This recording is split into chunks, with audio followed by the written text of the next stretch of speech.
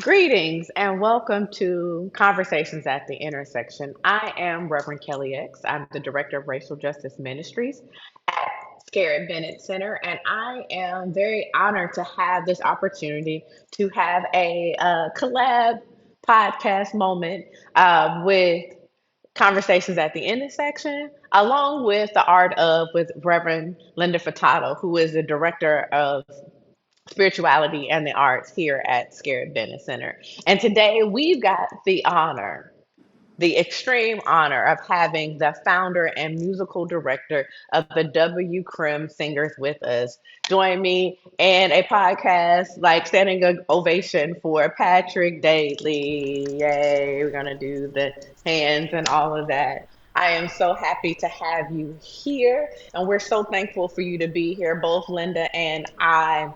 And if you could do one thing for me, is can you tell me exactly what do you do and why is it important for you to do it? Certainly. Well, firstly, good morning, and thank you, Reverend X and Reverend Furtado, for having me today on both of your platforms. It's really, really exciting. So I'm Patrick Dailey. I wear a few hats, and a lot of them are worn at the same time. I am the founder and artistic director of the Crimm Singers, professional ensemble in residence of the Big Blue Opera Initiative, as well as uh, marquee ensemble of the Nashville Black Music Association. And our group is really about uplifting and preserving the African American sacred and concert music traditions. So Okay. everything from high church to low church and everything in between. I also serve on the voice faculty of Tennessee State University. I am an opera singer and uh, an arts curator, working with various organizations in curation of arts programming that sort of centers around African American music, early music, Mm-hmm. operatic sort of experiences, classical crossover, musical theater, sort of everything. So that's just a little bit of what I do. Just a little bit is a little bit of everything. Anything that has to do with music, Patrick Daly is finding his way into that. I'm going to open the space up for Reverend Furtado to get in here. Well, one of my favorite things to learn about when it comes to musical professionals is kind of where are your roots? Where do you come from? What brought you to where you are in this particular role that you're in now? Yeah, I must say, and I'll say it like this because I say it like this wherever I go. I am the great grandson of West Tennessee sharecroppers. I am the son and a grandson of a woman who was what they called in the golden age or old school black music tradition and gospel tradition a high note soprano. I'm the son of an educator, and I'm very much a son of the black church. Reared in HBCUs. Mm-hmm. Growing up here in Nashville, I was very much surrounded by uh, by great music. Uh, you Mm-hmm. know, my church is right in front of Tennessee State. My parents were are both alum, and so that means most of my Go church Big mates. Blue. So they both go Big Blue. I am a tiger, by although I'm not a tiger by uh what's it called? I'm not a tiger by my schooling. I am a tiger by blood and by birth. Yeah. And so Mm-hmm. that's very much a Mm-hmm. part of me. But I'm also I also share a connection to Fisk University, and that's actually where I started studying voice. Is because I wanted to go to Fisk and be a Jubilee singer. And so seeing those people, then of course growing up watching Bobby Jones and the Bobby Jones Gospel Show with the Nashville Super Choir, and being around a lot of them even as a child. Um, Mm-hmm. and then you get up, and I go to the greatest high school in the world, the National School of the Arts. I think Reverend Mm-hmm. Furtado knows a little bit about that. Um, and being in that program from there, also being a part of the Salama Urban Ministries and the theater program at Fisk University under Persephone Felder Fentress and Dr. Peter Fields. And of course, along with that team is William G. Crimm, who of course was also at Salama. And so, oh, and then going all the way back, you have the Met Singers with Margaret Campbell Holman. So there are a lot of people and elders and even some now ancestors who have made up sort of this body that I and this world and realm that I get to exist in.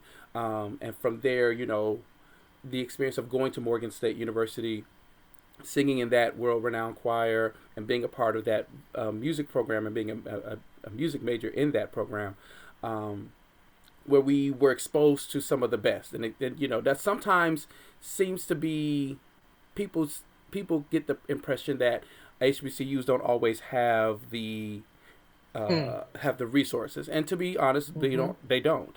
But Morgan was and has been very fortunate that we've been able to have some of the best. And so from Morgan State University, traveling the world, being with world-renowned artists, some of whom I admired as a child, that was that you can't take that away. There's nothing. It was so rich. And then finally, my master's from Boston University, and being able to take all of that as a student at Morgan. I was in the National 105, the National HBCU Choir, the 105 Voices of History, and and that was the inaugural year in 2008.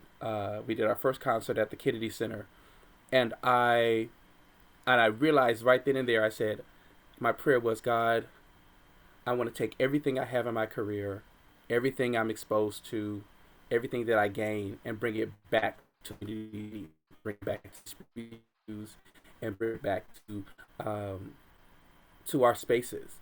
And that's what I've been able to do.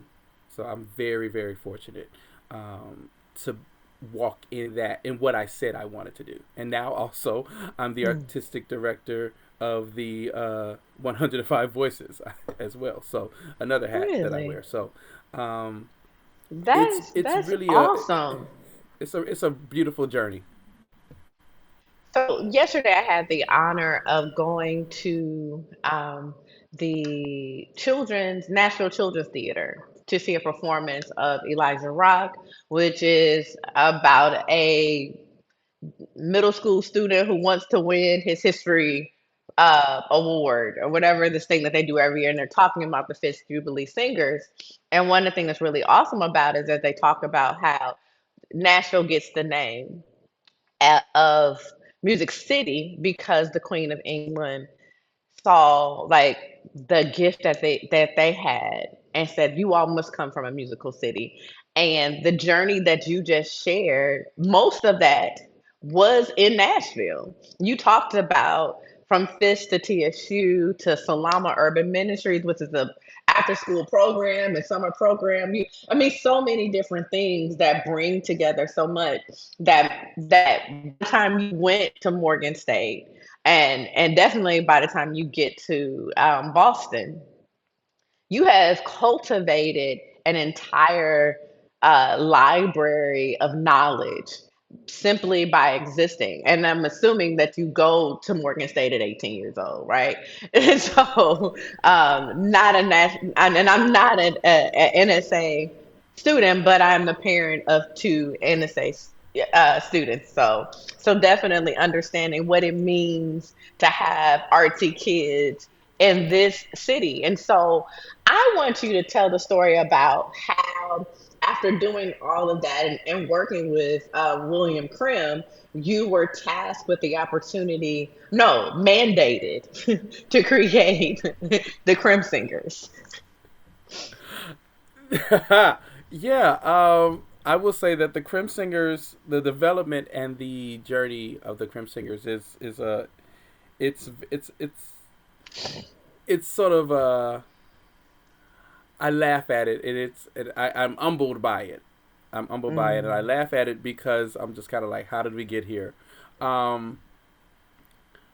all through, so both of my degrees are in vocal performance. Although my undergrad degree, I did have a secondary concentration in choral conducting. Prior to that, in high school, I had a gospel, like a small gospel ensemble, that I initially intended to be a large choir, but then that didn't fully work out, so it just became a small group called Shabbat Praise, and we were sort of making our way. We were actually getting ready before I left for college. We were sort of on the verge of being signed. So I've always loved groups and choirs in some capacity. I actually did, on top of that, I was a student director of the top choir at the National School of the Arts at the time, the Magical Singers. I've loved choirs. I've loved directing in some capacity.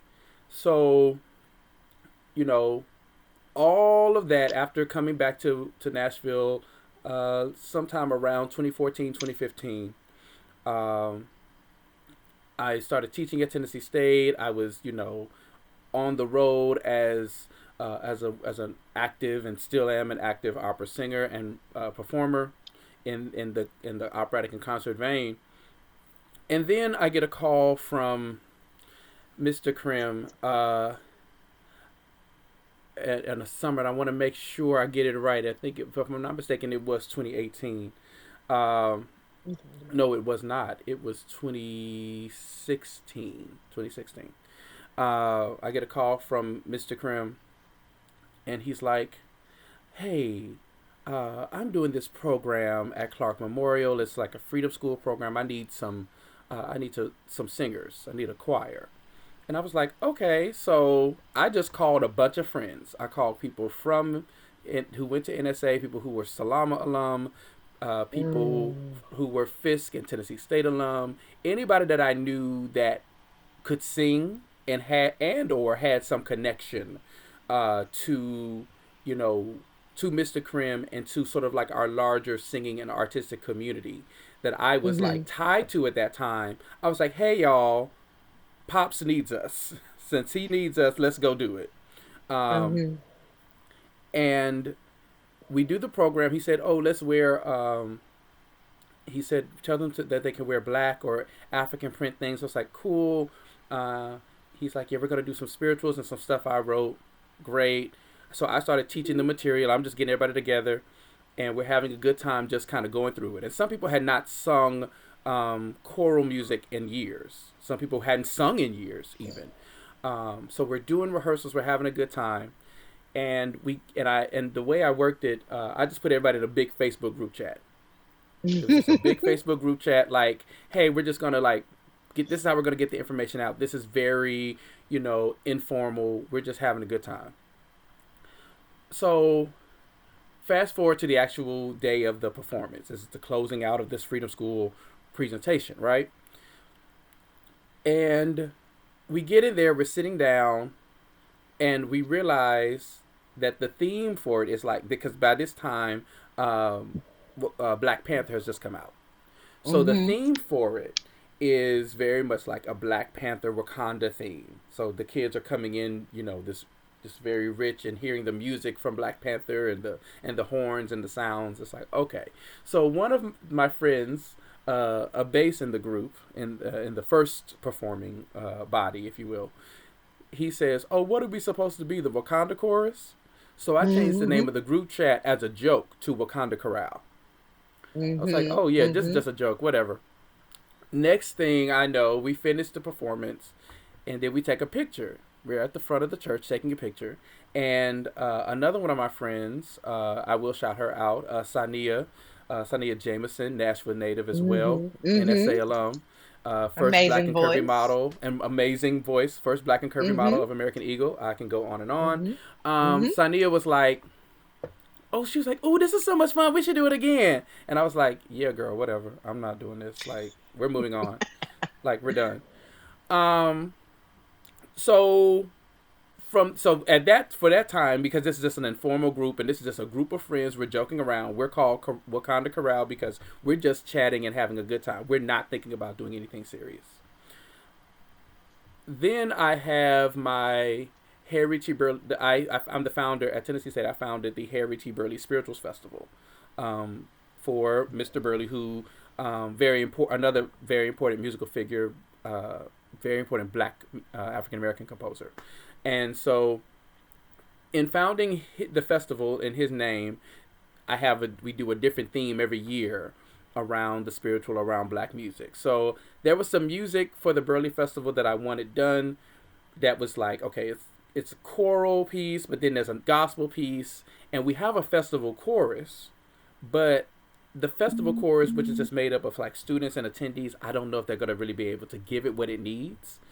So I said, well, let me call these same people back. Let me just call these same people back up. I was like, hey, what y'all doing? Can y'all come and sing these songs? They're like, sure. All right, bet. So we're going to rehearse and learn these songs. We had a good time. We shouted nasty off of the anthem and off the gospel, and it was great. But before that, I was like, well, I'm not going to call it, really call this group Wakanda Chorale in real life. So I asked Mr. Crimm, I was like, hey, can I use your name? Because you're the reason that we came together. Can I just use your name just for this? Like, again, I'm thinking this is a one-off. He's like, yeah, sure. I said, okay, great. Crimm Singers. And I kind of kept the Wakanda Chorale in there as a joke. It was just like, this is not serious. This is not serious. We put that in there. All right, great. We do the performance. Again, it's been a great time. I meet, it actually, in a sense, kind of starts off like this as well to our full journey. I meet Chuck Harmony and Claude Kelly, the producers and writers and make up the duo Louis York. I met them performing at another event. They were like, yo, you're dope. We want to talk to you about this song that we have. Cool. So we're talking, and they're like, yeah, this could work. And then they said, we have this feel because we want it to be, but it's going to have opera, then it's going to have gospel, and it's soul, and it's this. Like, do you have a choir? And I was like, I think so. And I put out a video and I said, does this work? And they were like, yeah, that's it. So I called those same people. And by this time, sometimes, the numbers have kind of grown because it's some of the same people, they are not available, but then other people are available and other people are like, oh, I want to join. And that's where we went off. It just really was an organic thing. We came together because an elder asked, and their doors opened. And, we went from just like, we called ourselves the Bitcoin of choirs because we're a thing, but not a thing. And it's like people don't understand how it works, but it's a thing.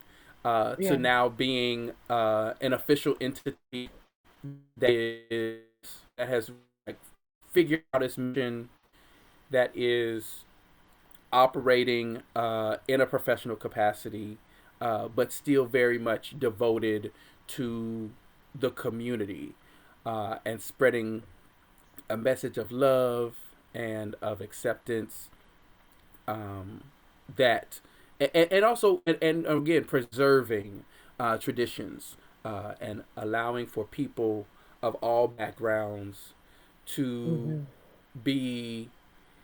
engage with the work in an authentic manner. Yeah, that's good. You got me thinking now. When you talk about all of the people that came together in your background into kind of who you are and what you do, but also all the people that come together to do this variety of basically Black music in various contexts of musicality and genre and otherwise. I'm wondering, because, when we're anticipating hearing this beautiful music coming up soon, and I am deeply appreciative to be a part of that. But, and fellow MSA alum, woot woot. But I wonder what goes into, for you, or if you work with others, in choosing the songs that you bring together for a performative experience, particularly what we have coming up. But even in general, if you have kind of a method to your madness or something like that. Yeah, good question. Also, yes, Linda, we're excited to have you feature on this. It's going to The people don't know what's gonna happen. We just that's it. The folks ain't ready. The folks are not ready. But I guess in picking and planning a program, there is an intentionality to it, because the Crimm Singers, in terms of our own programming, because we can be called out for other things. Oh, you want us to come in for a session? We do session work. We are on a few projects. Sure, we will do your stuff if that's what you've asked us to do and contracted us to do. Fine, as long as it sort of still aligns with overall, like, certain core tenets, right? Like, if it's as long as it's not like something that's bashing a community, then we're okay. Is it something that good humans can enjoy, and it's good for humans? Okay, then we could have that conversation, no matter what the genre and who wrote it. But in terms of our own programming, we're very much dedicated to, again, preserving the Black sacred and concert music traditions. And that means even things that are not written by Black composers, if it comes within the lineage of the Black choral and sacred tradition and vocal tradition and musical tradition, then we're okay. For instance, Handel's Messiah. Because I lived in the DMV, the Baltimore area, and Baltimore, DC. Well, they would get me if I say Baltimore is a part of the DMV, because it's not. But because I was in, it's really weird. But you better do it right though. Don't mess up. So I'm not gonna. I don't want them to get me. They know I know better. But because I was in Baltimore and a part of that DMV community, around those Black churches in DC, being exposed to hearing, and my first performances of Handel's Messiah were in the Black church. We're in Black churches that were doing Messiah. Some had been for 50 to 100 some odd years. Right? I was singing those. And the experience of Handel's Messiah there was different from what I saw in the concert halls, say here with the symphony, or with an early music ensemble, which I do a lot of as well. And hearing how Black folks interpret that text, and sort of in some places, the inherent Africanity in them, even though there are complications with its own composer, and his investment in the African slave trade, right? But there is an experience that Black folks have in that music. So we will do that. We will sing the Inflammatus from Rossini's Stabat Mater, because Black folks have done it. If Black folks have done it, then we're singing it. So that's the main, like the liberation thing. is there. When the Hallelujah symbolizes a form of liberation and jubilee, right? Right. And so you might have wrote it to harm me, but I'm going to sing it for my good, and I will own it in a way that has never been owned before. Yeah, definitely. Absolutely. There's something that's to be said, the repetitive nature of saying, and he shall reign. And what is that? Forever. Over? Yeah. So so we can shift the room. All right. Anyway. Yeah. But so we're gonna do those types of things, and the other side of that programming is sort of making sure that as much of the experience is included. For our programs, we want to make sure that the things of the past, such as line hymns, singing, which is not something that we hear as much, or people call it Dr. Watts or the long meter hymns. We don't hear that as much. So we keep that in the forefront. We want to also pull out contemporary gospel things.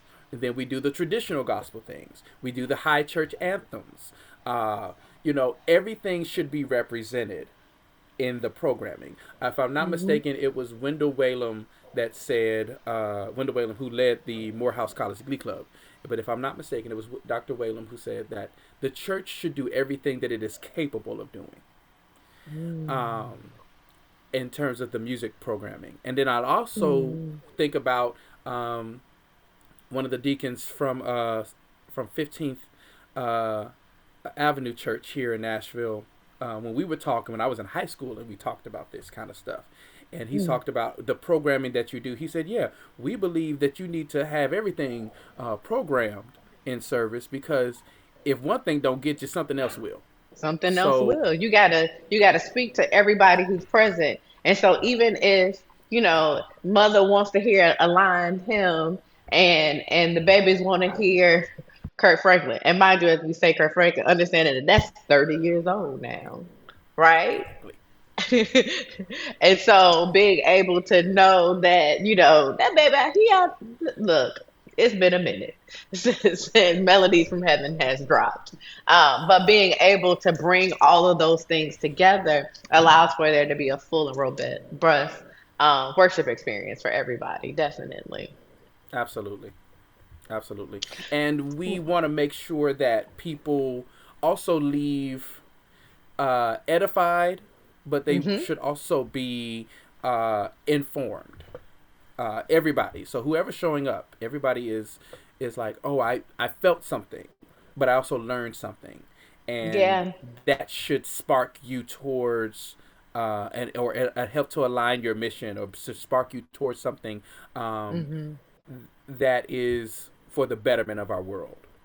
Yeah, and that's what's so great about the Black Hymnody program that you all have been doing at Scarritt Bennett Center for the last two, now 3 years. That we're going to have the third Black Hymnody happening here at Scarritt. And I think one of the things that's really interesting is that I'll be honest, even as clergy, I don't necessarily always think about hymns as Black, even though every Sunday, because we're my church Disciples of Christ, we do communion, and what do we sing of the blood that Jesus shed for me? You know what I mean? Like that. That is the song. That is we're going to sing that every Sunday. That's how you know it's time to get up and walk to get your bread and your juice. That is staple within how we perform the ritual and the honoring of remembering coming to the table. Um, but I don't think that we necessarily think about hymns as being Black.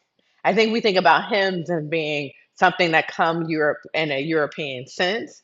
But what's so beautiful about what happens, well, what has happened and what will happen on February 28th at 7 p.m. I need to make sure we put that in there. Um, is this blending of both of deep African roots with also European ancestry as well, and coming together and creating something uniquely African American and uniquely religious and spiritual. Can you speak to what really, I guess, a little bit more of that, but why Black hymnody in particular? That the importance to focusing on the hymns. Yeah. And you saw me kind of looking around because I wanted to find a couple of resources. I'm here at my piano, so I was I found the Total Praise hymnal that's also printed by one of our partners, GI Publications, as well as the African American Heritage hymnal, um, Mm. Mm-hmm. both from GIA Publications. So these are both really, really excellent resources for people who are interested uh, in sort of the study and the practice of hymns and congregational and communal singing from African Americans. Um, and I will say too, kind of backing up as well, our first program that we did 3 years ago now at Scarritt, that was entitled "From These Pews." Yes, yes, the yes. the artistry and Hmm. music of the Black Church or from the Black Church, and so that highlighted yes the musical tradition. So that was a program that wasn't just hymns, but again that was the anthems. That was and as well as the Low Church, and then gospel, and then also even including jazz because there are Black artists who like Nancy Wilson and or even Mm. soul artists like Gladys Knight who have been reared from the Black Church, and so we wanted to make sure that was threaded into the conversation. And now here we came the Hmm. next year, pulling on the Black hymnody piece. Uh, I'm trying to even think how that even came about. I just think it's because I just loved hymns. I just love them. I think it's just like, I think it might have, what it probably was because everything is very like kind of organic. So I probably was either sitting around in the car with somebody or talking to somebody, and I was like, "Ooh, what about this song? Yeah, do you know that? No, I don't know that. Well, what about this? Do you know this one? I know it. Okay." So we're just kind of like that. We're like, "Yeah, this. I think this might be the program, right?" Yeah, that's And good. That's good. I think that sort of even to that point that I made not too long ago uh, about hymns, about music, and about music that may or may not have come from African Americans. Our interpretation of it makes a difference. And I've also heard often said that the hymn is the greatest affirmation of our faith. And Mm. so we are able to sort of pull into hymns, whether they were written by black folks or not, Mm-hmm. pull from hymns sort of a core essence of belief, a core essence of faith, a core Mm. essence of a spiritual practice. Um, there aren't too many hymns that are coming, and a lot of times the hymns are coming out of like, yes, they're coming out of Psalms, but they're also kind of coming out of other parts of the Bible, and they tend to Mm-hmm. have, not always, but they tend to have, um, and I think what I'll look, I think if I'm not mistaken, not just the GIA hymnal, but even the and I have to look at it again. I think even the red hymnal that we know of, the National Baptist hymnal that is, of course, out of Nashville, from the Boyd Publishing Company. Um, if I'm not mistaken, there tend to be scriptural references for most, if not Mm. all, of the hymns in there to give you a Mm. sense of like, okay, this is where this comes from, and this is where it's kind of backing up. So it tends to sit within a very strong theological context, and Mm-hmm. then on top of that, add one's own experience, like one's own experience of like a hymn that we sang last year, um, I Must Tell Jesus. And I remember doing a little bit of research around that particular hymn, um, and it was written by a white woman Mm. in about the late 1800s, and she had had some Mm. experiences. If I'm not mistaken, she was blind. This is again, I'm just trying to Mm. recall, but she was blind, or either she was blind or she has had some like some ailments in her life. And she said, and it just kind of came up in her own experience. She's like, you know what? I must tell Jesus. I Gotcha. cannot bear it alone Mm-hmm. because Jesus can help me. Jesus alone can Mm-hmm. help me. And Mm. so, having that experience in her life, she writes that, she pens that with various texts along the way. And also, there's such a beauty in the text, right? They're not, it's poetic, it's very rich and it's flowery. I think about a hymn that we're actually going to be doing, It Pays to Serve Jesus. It gets to the third verse in particular. Though sometimes the shadows may hang o'er the way, and trials may come to beckon us home, but our precious Redeemer each toil will repay. It pays to Mm. serve Jesus each day. Mm-hmm. That's good. It's I'm kind of and wanting to sing already, and you just sharing words. Mm-hmm. Like, it's Mm-hmm. because it's the text that really matters. The text really matters. Yes, the melodies are beautiful. Yes, the melodies are powerful, and then these Mm-hmm. settings. So many of the settings that we have of these hymns, whether they are by black folks or not, are also set by black folks. So because we've experienced them in such a way, we often will think. I mean, I always laugh at the time. Oftentimes, people put "Amazing Grace" on like a black music Mm-hmm. a program, and I understand why, right? Intellectually, I Mm-hmm. understand why, Mm-hmm. but I also laugh because it's like, well, that wasn't written by a black composer, but Mm-hmm. our experience with it is really, for in many ways, is what defines a song like "Amazing Grace." Yeah, and Um, in many ways, it's him actually trying to he's dealing with the dichotomy of wanting to have God's grace while at the same time condemning people to a life of servitude and possibly has, because it's the Middle Passage, has thrown people overboard. You know what I'm Absolutely. saying? He's ripped them from their homes. He participated in their deaths. And now he's trying to do some repentance in this moment. And he does that by using the moans of African people to do that. Like it's complicated. It's It's a complicated, it's complicated. Yeah. and we should wrestle and sit with those complications, right? I think that Yeah. we should not avoid the messy, even in the faith practice. We shouldn't avoid the Yes. messy. We should be very we should kind of because that's what, well, hell, I mean, well, shoot, sorry, I'm a Baptist. It's all, hey, it's all good. I'm very much a Baptist. But Jacob wrestled. Jacob literally wrestled with God. God, So right. we have to really contend with the text and these experiences. And if we can sing these same songs together, and then why can't we come to understandings about each other, right? I Yeah. think there is and then also, even for the hymns that we did not write, or even for hymns that we did write, especially for hymns that we did write, or how we interpret them, there is this factor, particularly for African Americans, of a resistance, of the fight.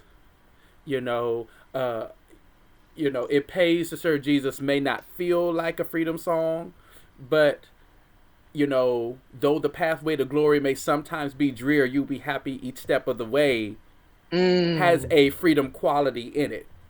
Correct. We're trying to Yes, get yes, yes, yes. somewhere, and so I got to keep myself happy. So I'm going to keep my eyes on the prize. The spiritual was keep your hands on the plow, and then the freedom song is keep your eyes on the prize. So Right. it all is really connected in a true ethic of freedom, of the next, of better. Like, And that's and really where it's also, deeply. one of the things that's really interesting, Resma McKenna, I don't have the book here, but he's a social worker who does somatic work, so like using the body. And one of the things that happens in his book, My Grandmother's Hands, Healing from Racialized Trauma, he talks about singing in groups, and that something happens in our body. Healing happens in our bodies when we sing as a group.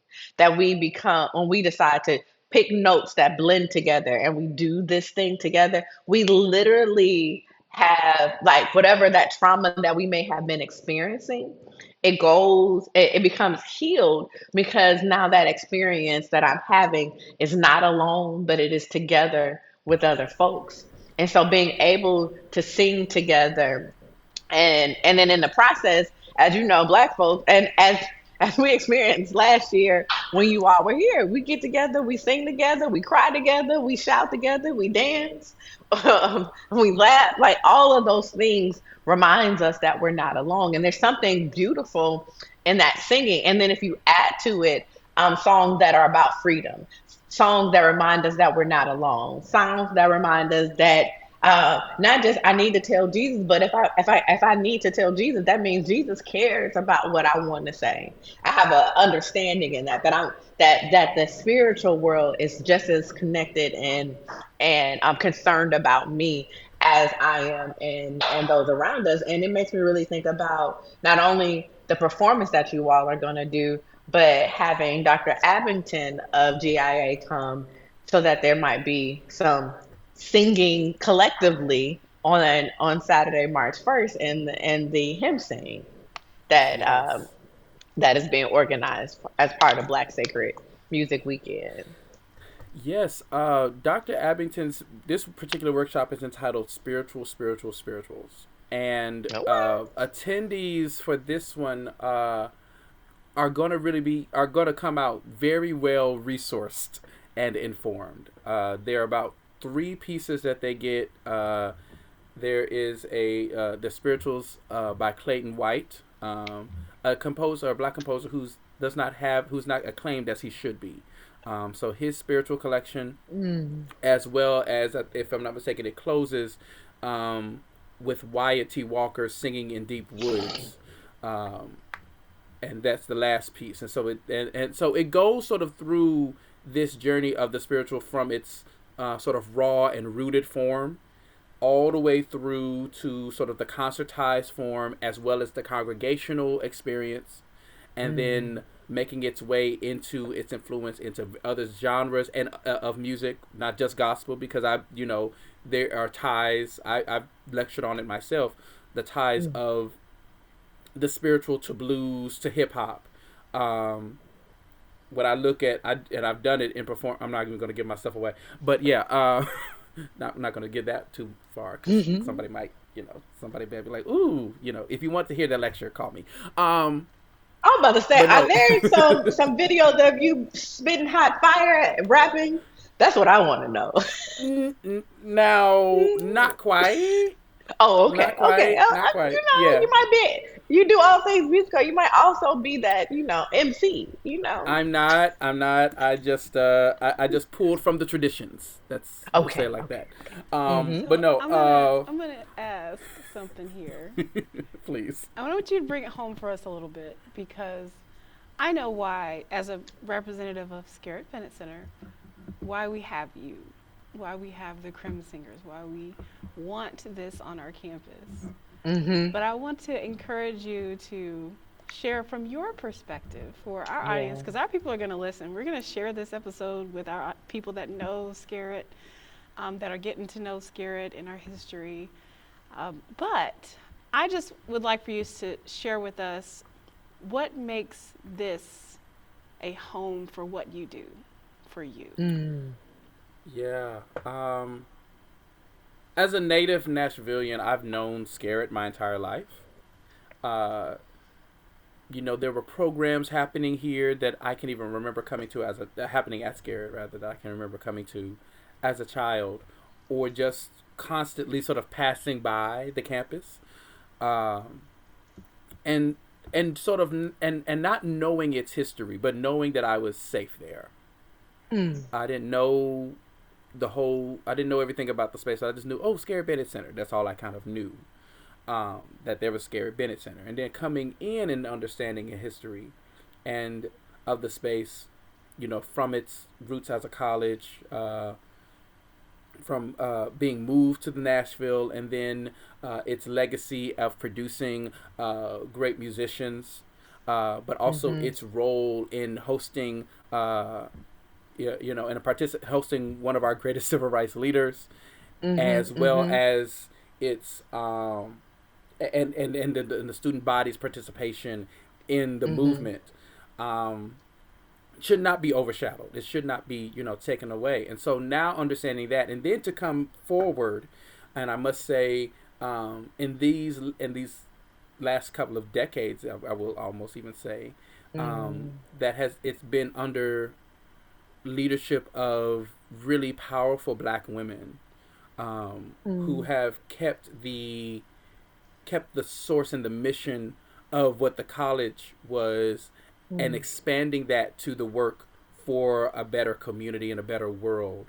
That's been very powerful. So I think that when you come into a space, like in walking the grounds of Scarritt, it's very peaceful. Even though you're sort of in this midtown Nashville area where things are moving and there's all sorts Mm. of building and construction, you walk on and you're kind of like, you can breathe a little bit.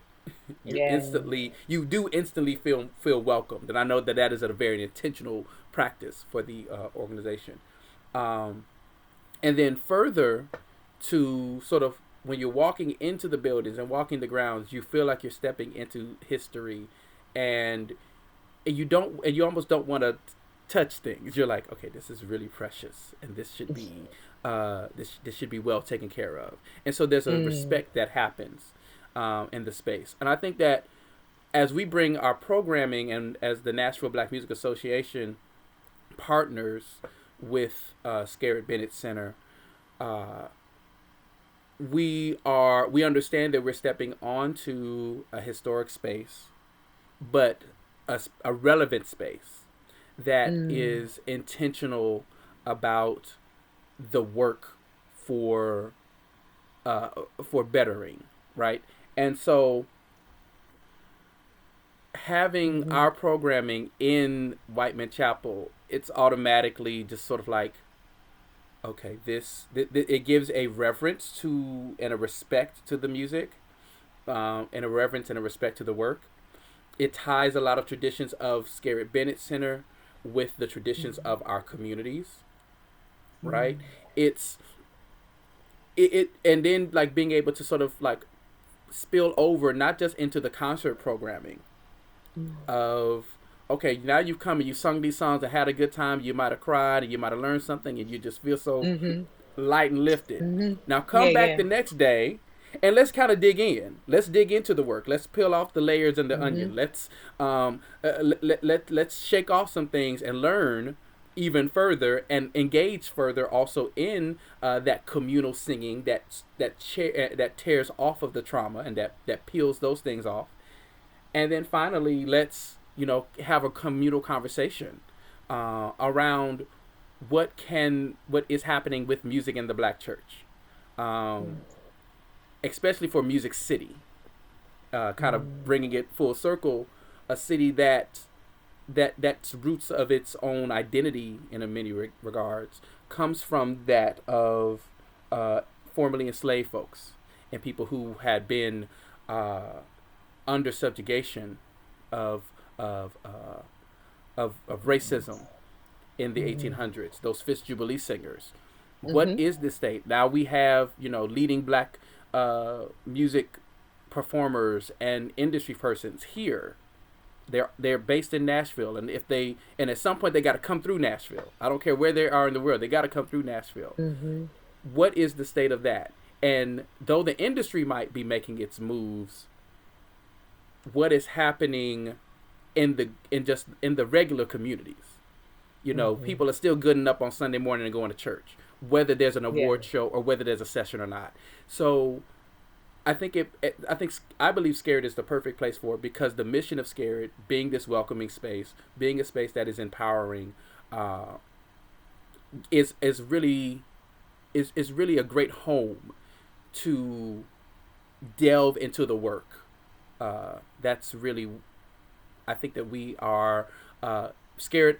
The Scarritt Bennett Center offers us, as the Nashville Black Music Association, along with GIA and Roger Heights Baptist Church and our other partners, it offers us sort of like a freedom to sort of Mm. to stretch Mm. out into Mm-hmm. the messy, into the beautiful, Mm. Mm-hmm. into the complicated, and finally reach a point of understanding.